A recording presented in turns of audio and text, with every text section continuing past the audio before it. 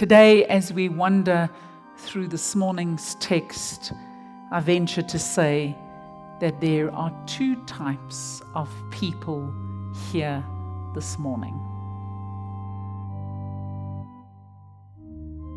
There are two kinds of people in the world. There are those who make your life easier, and there are those who make it harder. There are those who help you perform better and those whose presence makes you do worse. Those concerned about doing the work and those concerned about getting the credit. Those who leave you feeling up and those who leave you feeling down. Those who simplify and those who complicate. Those who listen when others are talking and those who wait when others are talking. Those who give and those who take. Those who last and those who fade. Which are you? What kinds of things are hindering us from living an abundant, full, and whole life? What kinds of things are holding us back? The second part of this verse I have struggled with for as many years as I've been in ministry. For all I could see was the gender stereotyping. Why is it that so soon after this woman is healed, she waits on the men? She waits on them. Often I've tried to dismiss it as, well, it was the gender roles and responsibilities of that time. But upon reading it this particular time, I came across some really insightful and even meaningful explanations. Firstly, the woman is healed so completely in that moment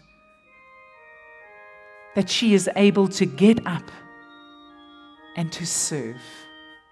The service is simply an indication to the audience and to the readers of her being made completely well.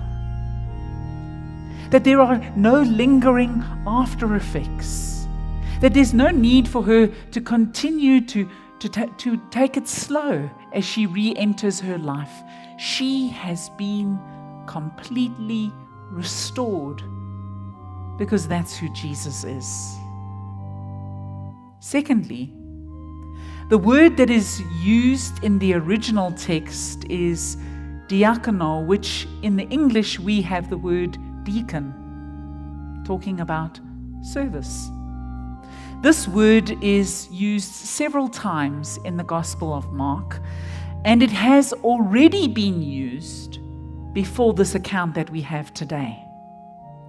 It was used to describe the angels that were serving and looking after Jesus in the wilderness after his baptism.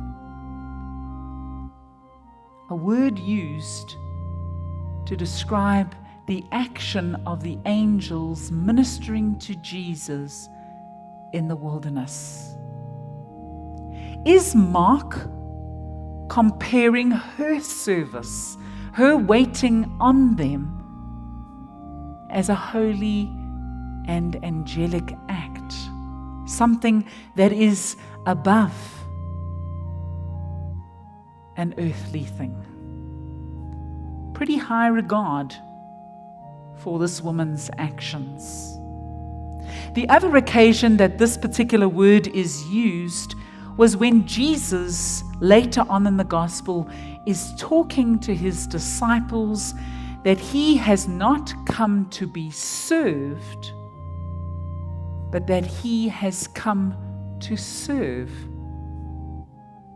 The same word is used there, and Jesus is explaining this to his disciples, indicating to what kind of calling and ministry they are being called to. Not to be served, to be the ones receiving all the time, but to serve others. Sarah Heinrich concludes that Simon's mother-in-law is far from being an exemplar of pathetic, unliberated woman for whose serving men is her whole life. Rather, she is the first character in Mark's gospel who exemplifies true discipleship. She is the first one who really understands what discipleship means.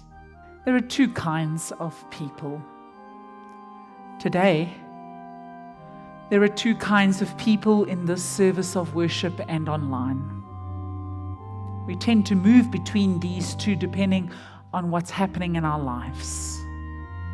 There are those of us today who need care, who need love, and perhaps need a hug or a prayer.